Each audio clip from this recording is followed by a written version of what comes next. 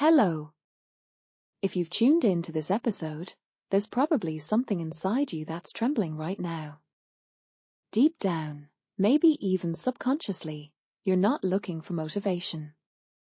You've had that shoved at you 100 times through books, blogs, social media, maybe even YouTube reels of perfect lives and smiles. You're looking for something else. You're looking for a voice that won't pressure you, won't tell you to become your best self, won't push you into a productivity marathon or another 30-day transformation. You're looking for a voice that says, you're not broken. You don't have to become someone else to be worthy. This is that voice. It's speaking now. Believe in yourself.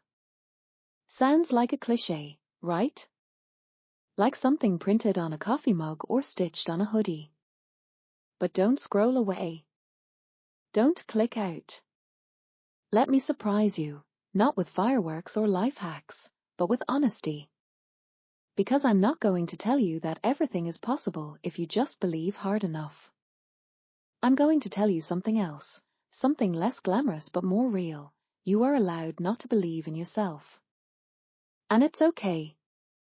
But you're also allowed, and capable, to believe again. Not by faking confidence. Not by repeating empty mantras. But by doing the deep, quiet work of reconnecting with yourself. Let's start here. I don't always believe in myself either. Not even while recording this. Even now, a voice in my head is whispering, who's going to care about this? Why are you even doing it?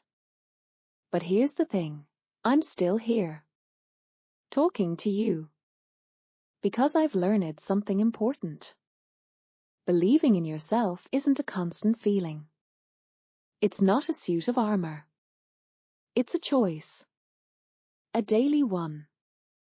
You might be thinking right now that you have no reason to believe in yourself. That you're not smart enough, not brave enough, not talented enough, not successful enough. I know that voice. I've heard it too, many times. But that voice isn't you. That voice is a script you've picked up along the way. Maybe it was written by parents who wanted you to be better. Or by a school that didn't know how to handle your uniqueness. Maybe it came from friends who seemed so sure of themselves while you kept questioning every move.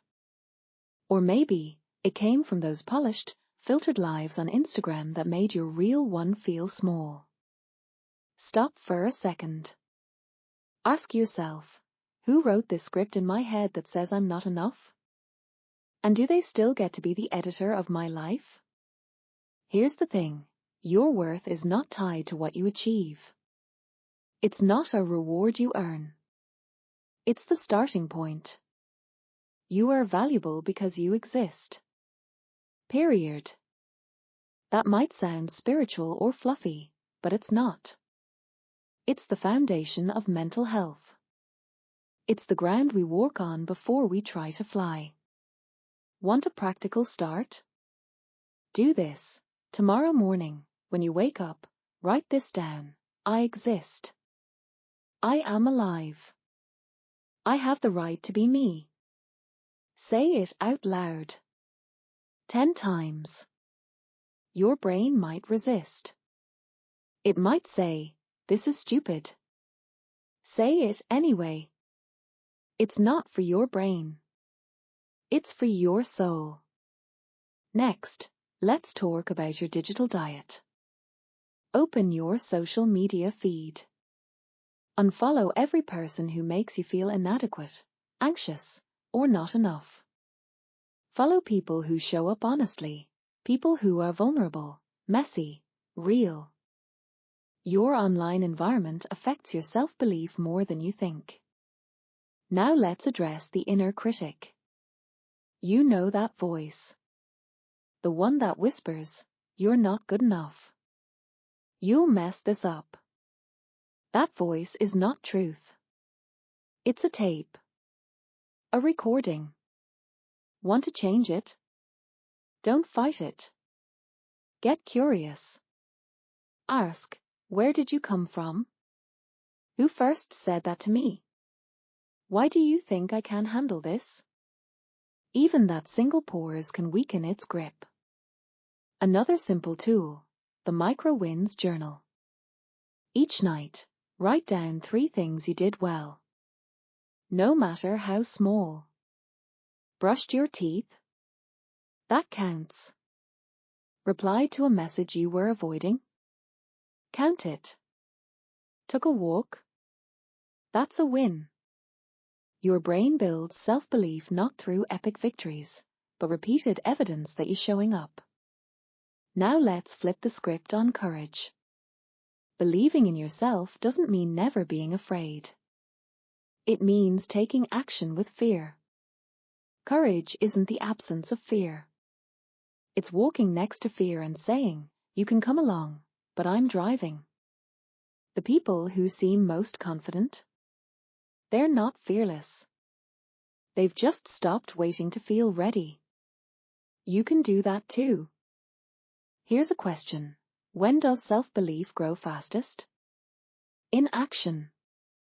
Small, wobbly, imperfect action. Not when you read more books or watch more TED Talks. But when you send the message. Sign up for the class. Speak up in the meeting. Try the thing, badly, maybe. But sincerely. You don't need to be a hero. You just need to be honest. Show up. Do one real thing. Repeat. Another exercise. Create a personal ritual of power. For some, it's music. For others, a 5-minute solo walk, or reading a poem, or calling a friend. Whatever reminds you that you're more than your doubt, do that regularly. You may ask, but what if I've failed a lot? What if I've lost people, messed things up? Yes. You have. And that doesn't make you broken. It makes you human. It makes you someone who has survived. Someone who is here, still trying. And trying is already believing. Here's the paradox. Most of us say, if I were more confident, I'd do the thing. But actually, if you do the thing, the confidence comes. Belief follows action, not the other way around. You might say things to yourself that you'd never say to a friend. If you heard a stranger speak to someone the way you speak to yourself, you'd be horrified. So try this. Become your own ally. Talk to yourself like someone you care about. Not with pity, with kindness and truth. Try something you've been putting off. Dance. Take that photography course. Start writing those stories, even if no one reads them yet. Why does it work? Because it gives you back agency. You're telling the world, I can act. I have a voice. You don't have to be perfect. You have to be present. Being real is scarier than being polished. But it's also braver. Self-belief isn't the result. It's the beginning.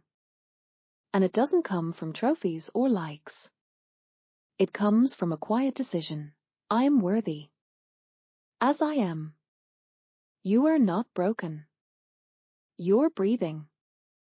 And that's enough.